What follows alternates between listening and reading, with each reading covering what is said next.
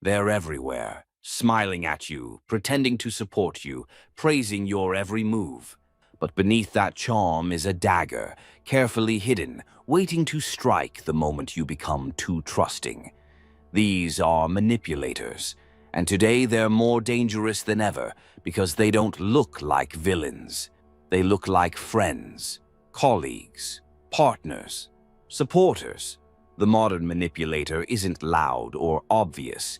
They play the long game, and unless you're sharper than them, you'll lose everything without ever realizing you were being played. Niccolò Machiavelli didn't just understand manipulation, he mastered the science of reversing it. And in today's world, if you want to not just survive but dominate, you need to learn how to weaponize his tactics. Not with brute force, but with subtlety, silence, and strategy. Let's begin with the first genius tactic, strategic ignorance. The smartest manipulators will always try to trap you in a game you don't even realize you're playing. They'll bait you with fake kindness, feigned vulnerability, or dramatic stories, hoping you'll step in, offer help, or even worse, reveal something personal. Machiavelli's answer: act dumber than you are. Strategic ignorance is the art of seeing through the manipulation while pretending not to. Don't correct them. Don't challenge them. Let them believe they're fooling you, because while they think they're winning, you're collecting every weakness they reveal.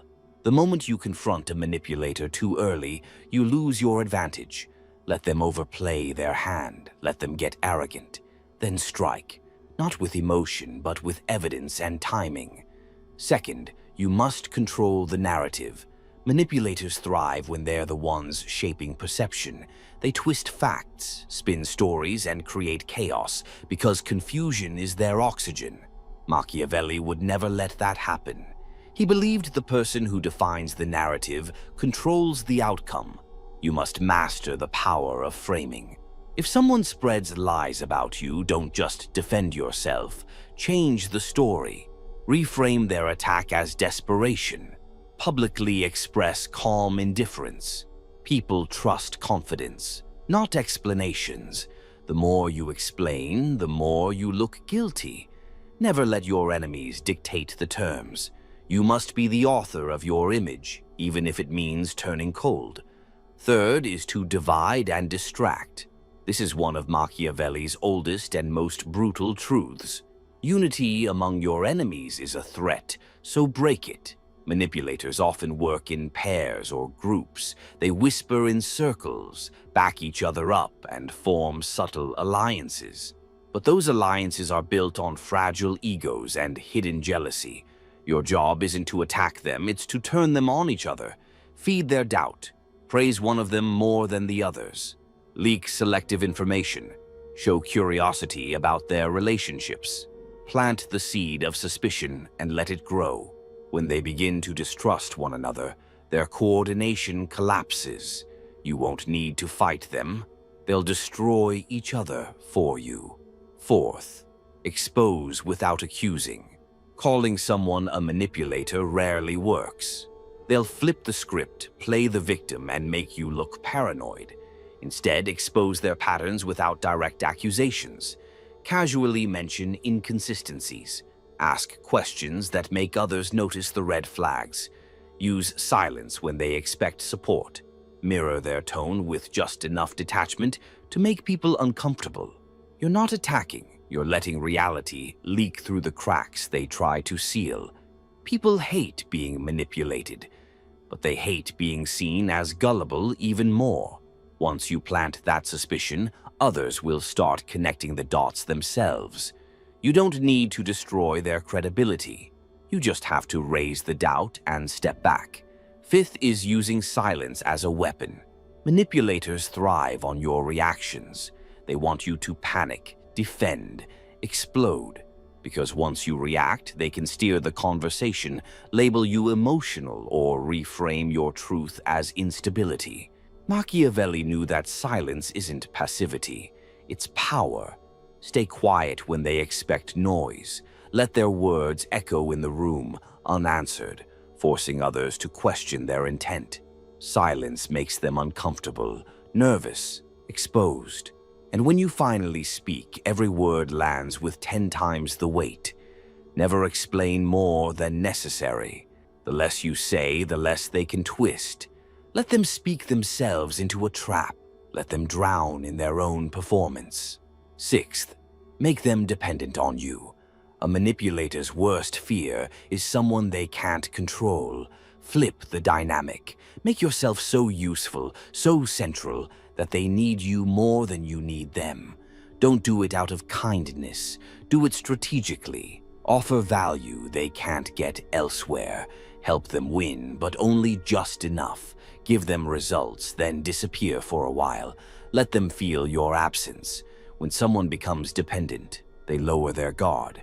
They tolerate more. They start overlooking your moves. This is when you become untouchable, not because they like you, but because losing you would hurt them. It's a cold tactic, but Machiavelli didn't believe in fairness. He believed in leverage. Seventh, use their own tools against them. Manipulators use fear, confusion, and guilt to steer people. Reverse it. Make them afraid of what you might do without ever doing it. Be unpredictable. Be polite with a hint of coldness. Offer help with an unreadable expression.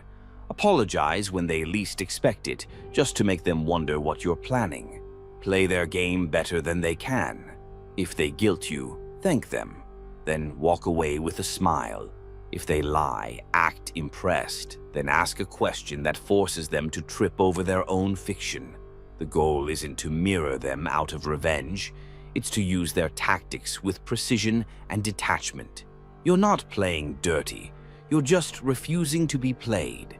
Eighth, control your presence. Your energy, posture, and tone either invite manipulation or repel it. Machiavelli understood that presence isn't about size or volume. It's about control. Walk slowly. Speak deliberately. Maintain eye contact without flinching. When you enter a room, own it by doing nothing hurried. People who rush, over-explain, or seek approval are the easiest targets. Your goal is to be unreadable but authoritative. When people can't figure you out, they stop trying to control you because unpredictability is dangerous. You don't need to intimidate anyone. Just eliminate all signs of emotional desperation. That alone makes you untouchable. Finally, the ninth and most ruthless tactic is to let them win the small battles. Manipulators feed off resistance. They thrive when they know you're actively fighting them. But Machiavelli would often let people think they were winning, while secretly setting them up for a bigger fall. Let them take credit. Let them gloat. Let them feel like they're in control. Meanwhile, gather information, influence allies, prepare your move. The best revenge isn't loud, it's surgical. It's watching someone walk confidently into a trap they built for themselves because you made them feel invincible. You're not losing when you step back. You're baiting. And when you strike, it won't be personal. It'll be final. You don't beat a manipulator by being righteous. You beat them by being smarter, colder, more patient. Machiavelli's genius lies in understanding one brutal truth. Power isn't taken by force. It's taken by perception, silence, and precision. The biggest mistake people make with manipulators is believing they can expose them through moral high ground. That if they just speak the truth loud enough, people will see what's really happening. But Machiavelli would laugh at that illusion. He knew that in this world, truth isn't what's real. Truth is what's perceived. And manipulators are masters of perception. That's why outsmarting them requires something far more dangerous than honesty. It requires strategy. The moment you think exposing someone will automatically win people to your side, you've already lost. People don't follow facts. They follow strength, confidence, and the illusion of control. Machiavelli's approach was never about being right. It was about winning. And to win against manipulators, you must understand how they control people and then dismantle them silently, one thread at a time. Let's begin with a cold but essential rule. Manipulators always hide behind emotion. They weaponize feelings, not facts. They'll cry to avoid accountability. They'll smile while lying. They'll act offended the moment you confront them. This is by design. Machiavelli knew that emotional manipulation is the easiest way to shut down logic. So if you react emotionally, even when you're right, you fall into their trap. They'll flip it. Suddenly, you look unstable, angry, jealous. You become the villain in a story they created. The only way out? Detach. When they cry, observe. When they yell, stay quiet. When they accuse, ask questions. Make their emotional tactics collapse under the weight of your stillness. People respect emotional control. It makes them doubt the ones who can't keep it together, even if they're the victim. Don't be cruel. Be unreadable. When a manipulator realizes you feel nothing they can use, they become powerless. Next, understand this core law. People secretly respect the one who doesn't need them. Manipulators sense dependency like blood in water. They target people who seek approval, who over-explain, who need validation. The moment you act like you need something from them, attention, friendship, closure, they own you. Machiavelli believed that power lies in the perception of indifference. You don't chase. You don't explain. You don't beg. If they ghost you, stay gone. If they insult you, smirk and walk away. If they spread lies, say nothing, and let time expose them. This isn't weakness, it's war. Emotional detachment makes you terrifying to someone who survives on control. You starve them of the thing they crave most, a reaction. That's when their mask begins to crack. That's when the people around them start noticing who's really calm and who's performing. Then comes the tactic of subtle isolation. Most manipulators surround themselves with weak minds, people who will defend them out of fear, confusion, or blind loyalty. You don't confront these people. You isolate the manipulator by strengthening your alliances. Quietly build trust with those around them. Help them, not with words, but with results. Support them in public. Earn their respect through consistency. Over time, you become the one they go to for clarity. Eventually, the manipulator becomes unnecessary. People stop listening to them. They stop defending them. Not because you told them to, but because you proved more valuable. Machiavelli would call this conquest through replacement. You don't destroy them. You just make them irrelevant. Another brutal tactic is to reveal their intentions without ever naming them. Say you know someone's trying to sabotage your image at work. Don't call them out directly.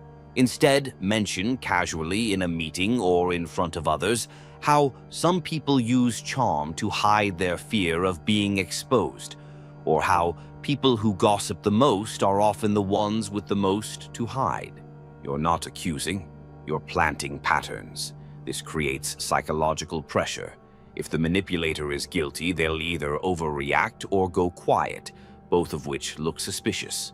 Others will start to notice the behavior you've described. You've exposed the crime without needing to point fingers, and you've done it in a way that makes people think for themselves. This is Machiavellian subtlety at its peak, shaping perception while staying untouched. Now, let's talk about the power of repetition and routine. Manipulators live off chaos. They love unpredictability because it gives them room to twist events, hide truths, and shift blame. But when you live with structure, when your behavior is stable, your reactions calm, your energy consistent, they find no openings. You become like a locked vault, predictable, clean, untouchable. Machiavelli admired the power of routine, not because it was boring, but because it made you trustworthy in the eyes of others and terrifying in the eyes of manipulators. If nothing moves you, they can't provoke you. If you don't get rattled, they lose their grip. Most importantly, when someone tries to paint you as unstable or dangerous, everyone around you remembers your pattern, your calmness, your logic, and their manipulation fails. But here's the real dagger. Sometimes the smartest move is to let them destroy themselves. Machiavelli believed in long games. Not every enemy needs to be confronted. Some should be left alone, watched, studied, and given rope. Because the more power you give a manipulator, the more they expose themselves. If they think you're not a threat, they stop hiding. They get cocky. They start doing too much, lying too often, controlling too tightly, talking too loudly. And in time, they'll hang themselves with their own ambition. You won't need to interfere. You'll just be the one everyone looks at when the mask falls off, the one who stayed composed, patient, and calculating. That's real dominance. That's what Machiavelli would call the art of silent revenge. The truth is, manipulators don't fear confrontation. They fear exposure, not loud, dramatic exposure. Silent, surgical exposure, where they can't scream victimhood, where they can't twist the narrative, where the damage is done and no one even looks at them the same again. And the only way to do that is to beat them at their own game, coldly, quietly, completely. Most people think beating a manipulator requires a loud confrontation, a righteous outburst, or a moment of cathartic justice. But Machiavelli knew that real power doesn't come from emotion. It comes from calculated patience. The most effective destruction happens without theatrics. The moment you let your emotions drive the strategy, you've already given the manipulator what they want, your predictability. Let's sharpen the blade even further with tactical unavailability. Manipulators want constant access to you, your time, your energy, your mind. They thrive in spaces where boundaries are soft and presence is guaranteed. They inch into your routine like fog until you can't see where you end and they begin. That's why you must become selectively unavailable. Not cold, not distant, just unpredictable. Machiavelli would never allow a predictable pattern to be used against him. So vanish occasionally. Take longer to respond. Be kind but reserved. Let them wonder why your energy shifted and whether it had anything to do with them. This forces the manipulator into uncertainty, and manipulators hate uncertainty. Their game depends on knowing exactly where you are mentally and emotionally. When you become hard to read, they start to overanalyze, overextend, and eventually expose themselves. Then comes one of the coldest moves in Machiavelli's book, to reward what's useful, not what's loyal. Manipulators often try to buy your trust with shallow loyalty. They'll side with you in public. They'll echo your opinions. They'll even fight your enemies temporarily. But Machiavelli taught that loyalty is cheap when it costs nothing. What matters more is utility. How useful are they to your goals? How competent are they under pressure? Do they create more problems than they solve? The moment someone shows signs of manipulation, test their value. Give them responsibility. Let them prove themselves. Manipulators collapse under real pressure because their power comes from controlling narratives, not delivering results. When they fail, don't confront. Just reallocate trust. Reward those who produce, not those who perform. This sends a message. You don't bond through emotion. You bond through results.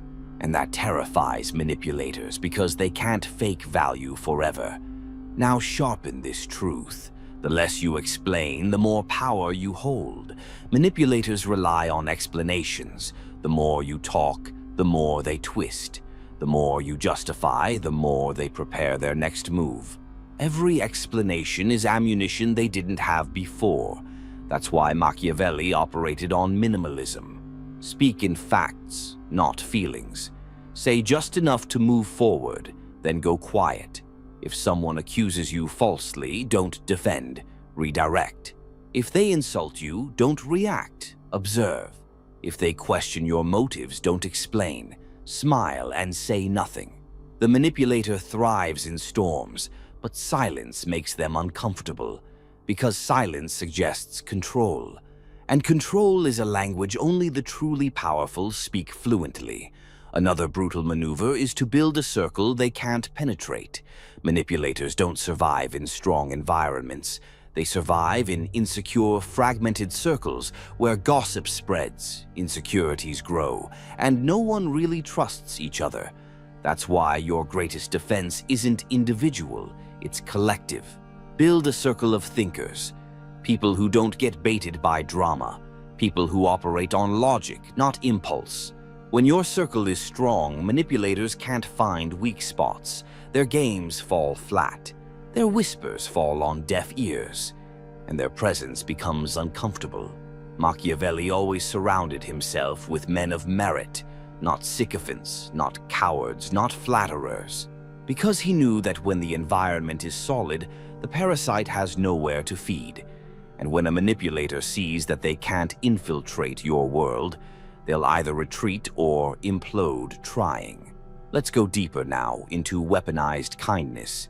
Yes, you read that right, because sometimes the most Machiavellian move you can make is being kind. But not because you're soft, not because you're naive, because you know exactly what you're doing. When a manipulator expects conflict and you offer calm generosity instead, you flip their expectations. It forces them into confusion. Now they can't label you, can't trigger you, can't play victim. They expected war and you offered peace, not out of fear, but out of strength. But this kindness has a blade. It's conditional, controlled, and temporary. You offer it not as surrender, but as strategy. When they lower their guard in response, that's when you move. That's when you pull your resources back, cut the tie, reclaim your power. And because they never saw it coming, the collapse hits harder. That's what weaponized kindness looks like. Calm, subtle, and devastating. Now remember this cold commandment. Never try to teach a manipulator a lesson. That's your ego talking. The moment you think, I'll show them, you've lost control. Manipulators don't change from lectures. They change when they lose access, when their tactics stop working, when their image gets quietly dismantled, when the people around them stop reacting.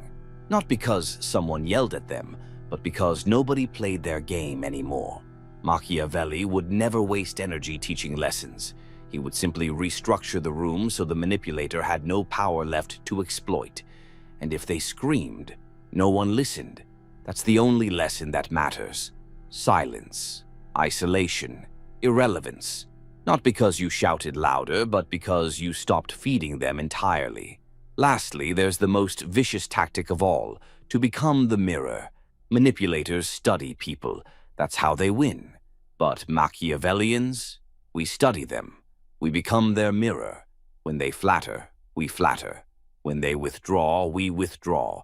When they lie, we nod. We don't resist. We reflect. This makes them uncomfortable because they rely on control, and mirrors don't bend. They show the truth.